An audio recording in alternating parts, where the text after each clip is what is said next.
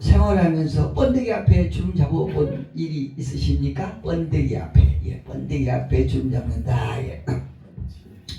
내 딴에는 뭐 어떤 일을 가지고 입에서 침을 튀어가면서 그냥 열심히 설명합니다.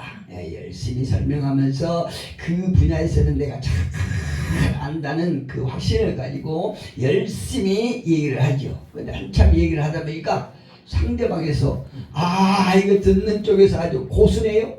그 부분에서 아주 고수고 아주 전문가예요.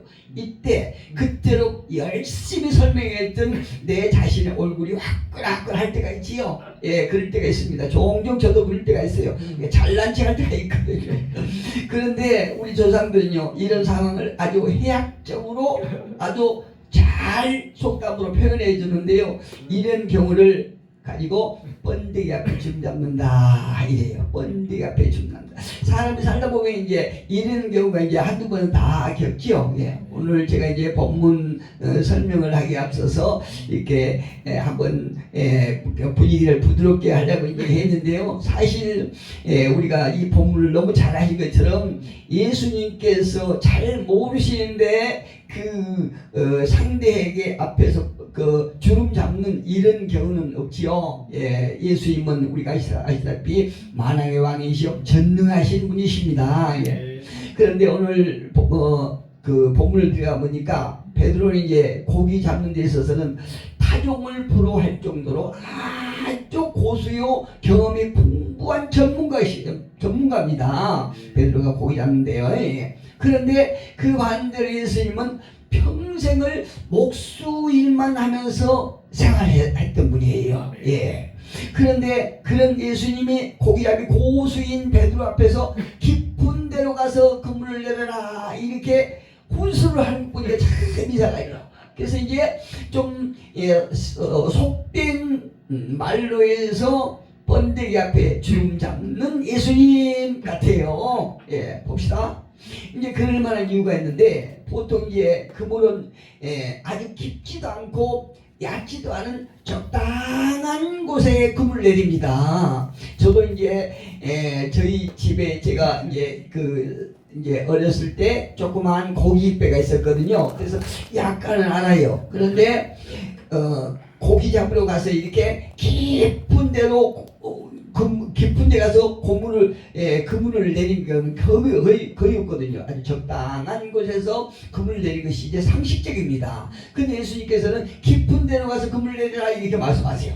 또 두 번째로 고기잡이가 낮에는 나가지만 그럼에도 불구하고 그물은 밤에 그물을 내린 경우가 허다합니다. 근데 지금 예수님과 이 제자들과 대화하는 이때는 이제 베드로가 밤새도록 고기를 잡고 이제 지친 몸으로 이제 한마디도 잡지 못하고 지친 몸으로 와서 이제 태양이 이제 높이 떠서 그 바다를 이제 눈부시게 하는 아침입니다. 이때가 아침인데 사실 밤에 고기를 이제 그물을 내린 경우가 많은데 아침에 그물을 내리라는 거 이것도 조금 상식에 맞지 않아요. 그 다음에 시몬 베드로는 밤새워 탕치고 몸이 기진맥진하는데도 또 한 마리도 못 잡았지 않습니까? 그러니까 이게 정신적으로 육체적으로 얼마나 지쳐 있겠습니까? 그리고 또 특히 이제 그물을 깨끗이 씻어놓고 가서 뭐 쉬는 시간이에요. 그런데 이때 가서 또 예수님께서 그물을 깊이 내리라고 말씀하니까 이 전문가인 베드로 입장에서는 아주 조목조목 반박할 수 있는 그런 상황입니다.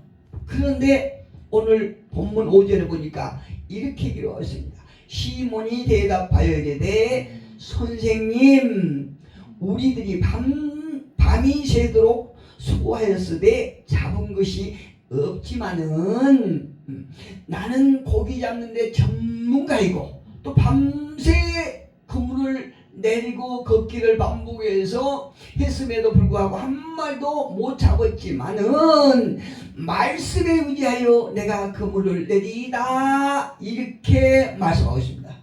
여러분, 오늘 제가 제목을 무엇이라고 했냐면은 말씀에 의지했더니 이렇게 말씀합니다.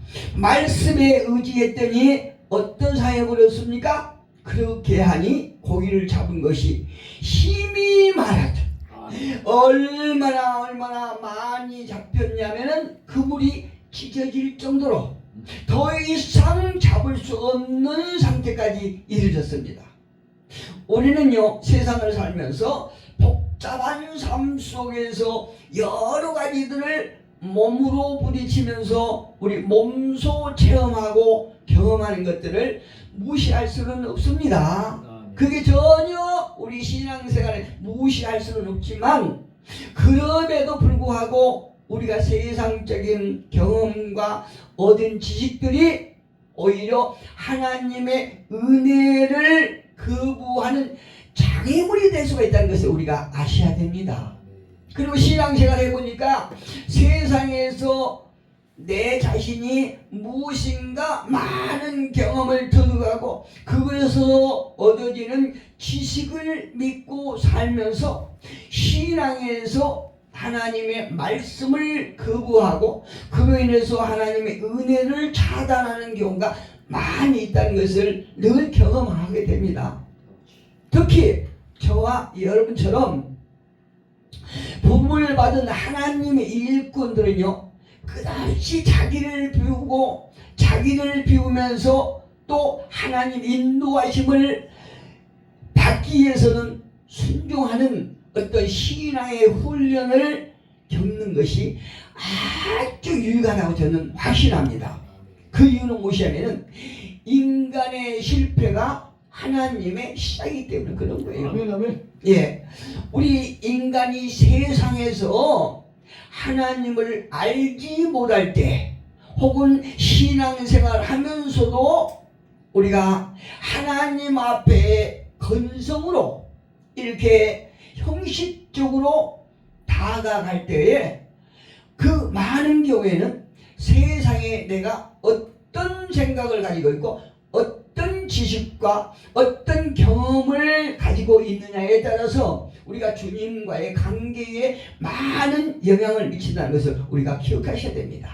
저도 세상에 있으면서요, 어떤 한 분야에서 굉장히 이게 좀 오랫동안 이렇게 종사한 사람입니다.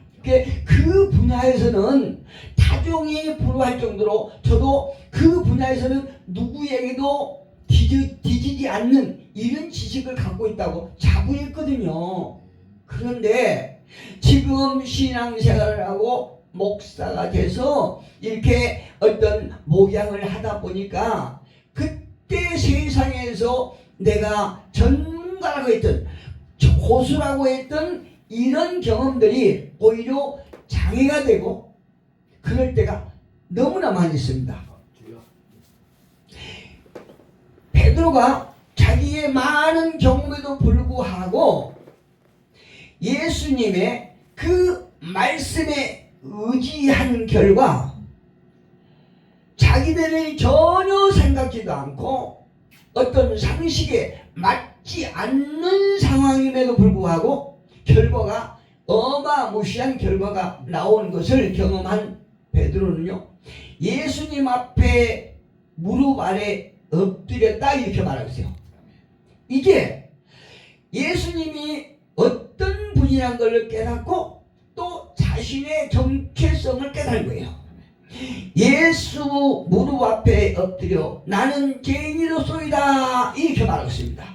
여기서는 굉장히 큰 의미가 있죠. 어떤 의미가 있느냐면 나는 본래의 삶을 회복하게 되었습니다. 언제?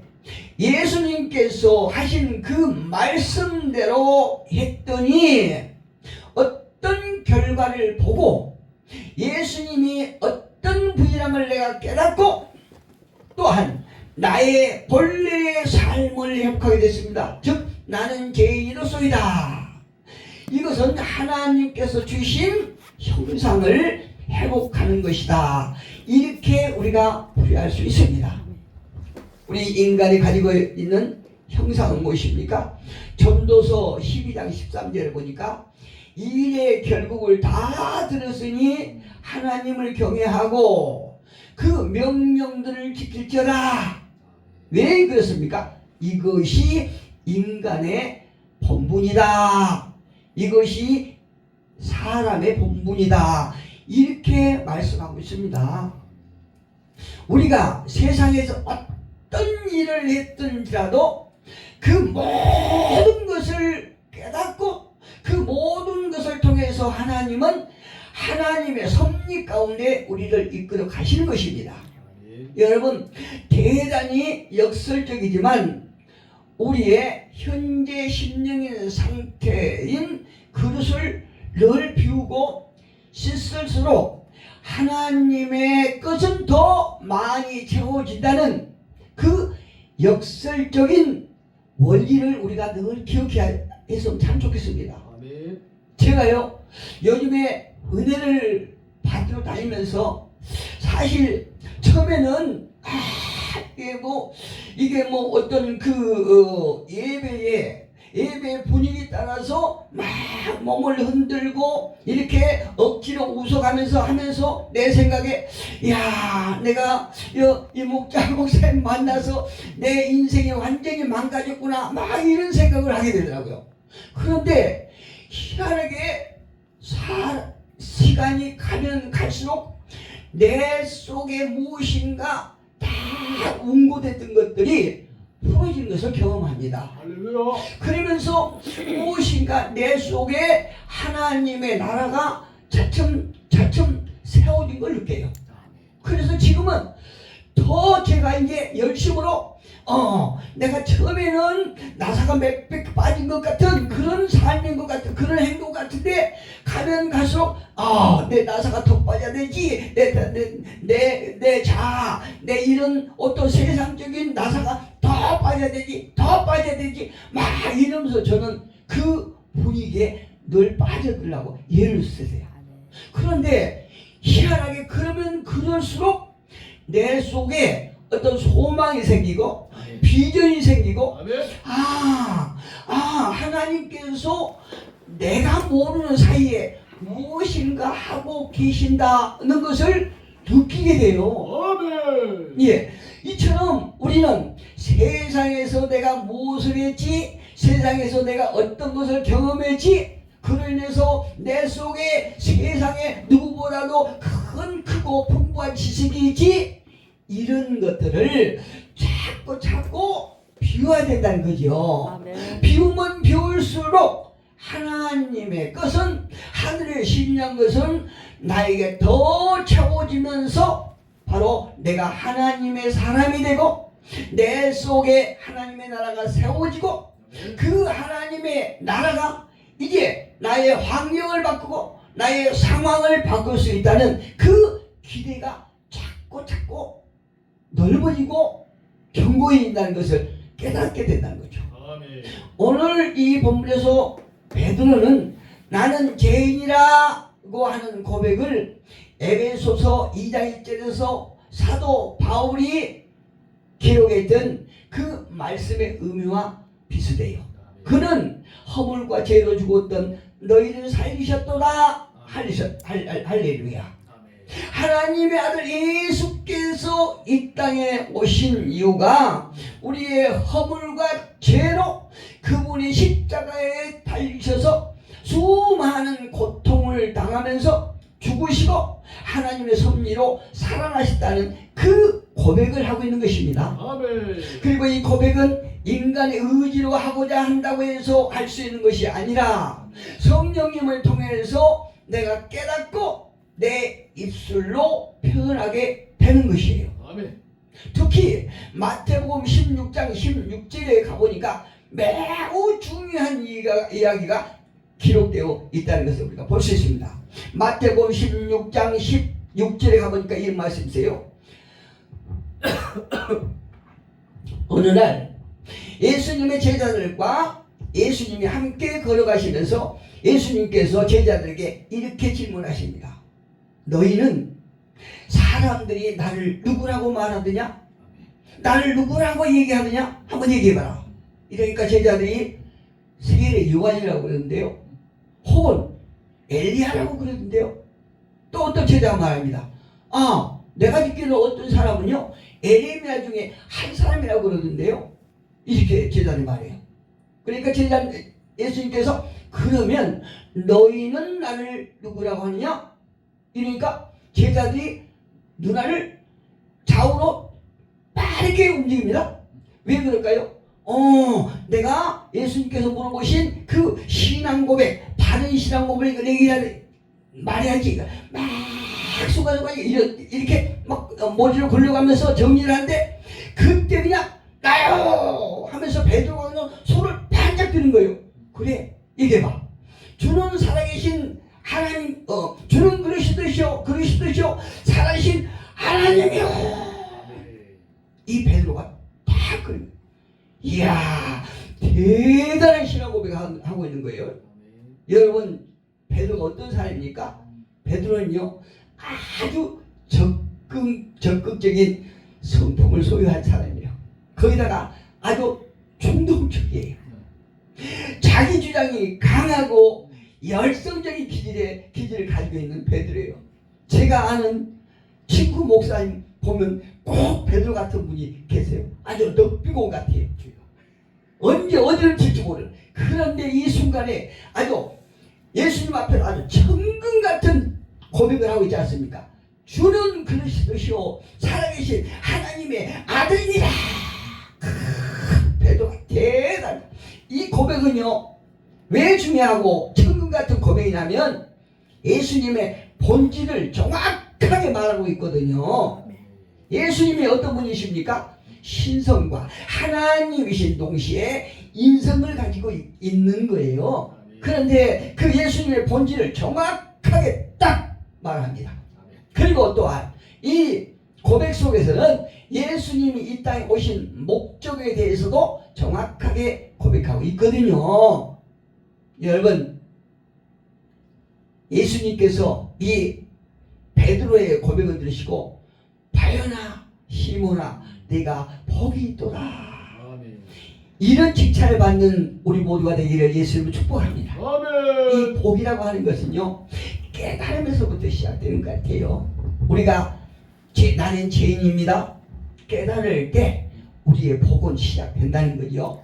그렇다면 깨달음은 어디서 나옵니까? 17절에 보니까, 오늘 본문 17절에 보니까 이렇게 말씀하세요. 예수께서 대답하여 이르시되 바요나 시몬아 네가 복이 있도다. 이를 네게 알게 한 이는 혈육이 아니요 하늘에 계신 내 아버지시다. 할렐루야. 그 지혜의 근원지는 성령님을 통해서 너를 알 수 있는 것이다. 네가 아는 것이다. 이렇게 말씀하고 계세요. 예. 이 베드로가 세상에서 많은 경험을 하고 몸소 체험하는 것으로 아는 것이 아니고 하늘의 아버지께서 보내주신 성령님을 통해서 이 예수님께서 어떤 분이신지, 예수께서 이 땅에 오신 목적이 무엇인지를 알게 해주었다. 이렇게 예수님 말씀하고 계시지 않습니까? 베드로 전서 4장 7절에 보니까 마지막이 가까웠으니 그러므로 너희는 정신을 차리고 근신하여 기도하라. 우리가 기도하지 않으면 성령께서 내 안에서 운행하지 않아요. 어쨌든 우리는 기도를 해야 된다는 거죠. 그래서 에베소서 5장에서 사도 바울은 오직 성령 충만을 받으라 이렇게 말합니다. 우리가 성령 안에 젖어 살고 우리가 성령의 인도함을 받아야 할 이유는 어떤 것이냐? 바로 아니 베드로가 예수님 메시아라는 사실을 깨닫고 고백한 후에 한 6일 후에 그가 예수님 앞에 고백했던 것과는 전혀 다른 행동을 하고 있거든요.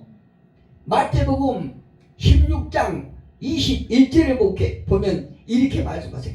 예수께서 내가 이 땅에 온 것은 메시아로서 고난과 죽으심 그리고 부활이 하나님의 섭리에 의해서 살아날 것이다. 이렇게 말씀하고 계세요. 즉 내가 고난을 받을 날이 왔다. 이렇게 말씀하고 계시거든요.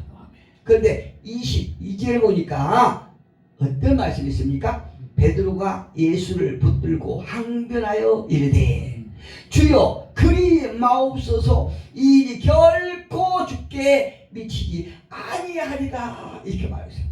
여러분 바로 위에 마태복음 16장 16절에서 놀라운 고백했던 것과는 아주 천지차이적인 이런 얘기를 하고 있지 않습니까? 그런데 23절에 이 말씀을 보니까 베드로가 예수를 한쪽으로 쫙 불러갖고 예수 곁에서요 나무를 했다고 되어 있어요. 오늘 성경에 보니까 이 베드로가 예수를 향해서 나무를 했다고 그러잖아요. 주님 뭔 말을 그렇게 하십니까? 뭔 말을 그렇게 하세요? 하나님께서 당신을 불쌍히 여기실 것이고 자비를 베풀어서 절대로 그런 일이 일어나지 않을 거예요. 이러면서 오히려 예수님을 막 나무랬다고 됐어요. 온문 성경에 보니까 그렇게 됐더라고요. 그러면서 뭐라 합니까? 그런 일이 일어나지 않을 것이고 또 만에 하나라도 혹시 만에 하나라도 그런 일이 일어난다면 우리가 결코 그 일을 절대 막겠습니다. 절대 그런 일이 일어나지 않을 겁니다. 이렇게 그 말이 끝나자마자 사탄아 물러가라. 예수님께서 사탄아 내 뒤로 물러가라. 누가 이런 얘기를 했어요? 가장 큰 시험은 가장 많은 영광을 받은 그 다음에 즉시 찾아온다. 이렇게 말했어요. 그래서 우리가 늘 얘기하지 않습니까? 은혜와 시험은 동시에 온다. 이렇게 말하죠.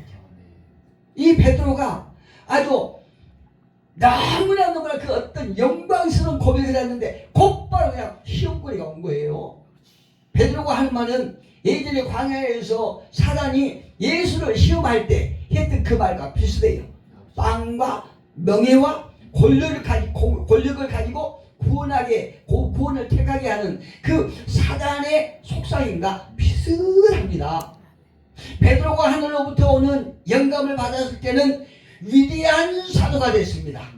놀라운 사도가 됐는데 그런데 아버지의 뜻을 떠나서 인간의 혈육을 의지하고 유혹하는 자의 속삭임에 귀를 기울 때는 사탄의 하수인이 되고 마는 거예요. 우리가 성령에 충만해야 될 이유가 바로 여기가 있습니다.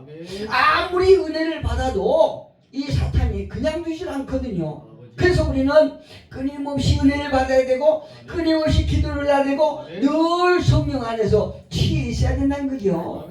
누구든지 하나님의 일은 하나님의 영 외에는 알 수 없습니다. 그래서 육에 속한 자는 육의 일을 생각하게 되고 영에 속한 자는 하늘의 일을 생각하게 되는 것입니다. 사탄은요 사람의 약한 고리를 얘기해서 사람의 일들만 생각하게 하고 하나님을 떠나서 사탄의 종으로 삼는 것이 그들의 목적이지요. 16장 23절을 보니까 이렇게 기록하고 있어요. 예수께서 돌이키시며 베드로에게 이르시되 사탄아 내 뒤로 물러가라. 너는 나를 넘어지게 하는 자로다. 네가 하나님의 일을 생각하지 아니하고 도리어 사람의 일을 생각하는도다. 얼마 전에 조금 전에 불과 한 6일 전이거든요. 아주 천국 같은 이런 고백을 한 후로 한 6일이 지나니까 이 베드로가 완전히 사탄에 딱 잡혀서 아주 예수를 넘어지게 하는 그 역할을 하고 있다는 것이에요. 이 여기서 넘어지게 하는 것은 거치는 돌이죠. 거치는 돌 혹은 덫을 놓는 역할을 하고 있어요. 더 나아가서 예수님을 부인했을 때는 한낱 조약돌이나 어떤 짱돌보다도 못한 이런 존재가 되고 마는 거예요. 24절에 보니까 자기를 부인하고 십자가를 지고 나를 따르라. 이렇게 예수님께서 제자들에게 말씀하고 있어요. 자기 중심적인 것을 버리고 하나님 중심적인 삶을 산다는 것, 자기를 부정하고 하나님을 공경한다는 것, 하나님의 나라에 들어가는 자는 반드시 겸손의 문을 통과해야 된다는 의미를 갖고 있습니다.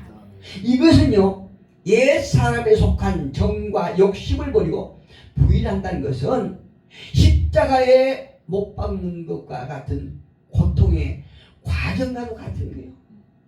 우리 육신은, 육의 생각은 본성으로 악하기 때문에 늘 내 중심, 나를 위해서 이렇게 살기를 원하거든요.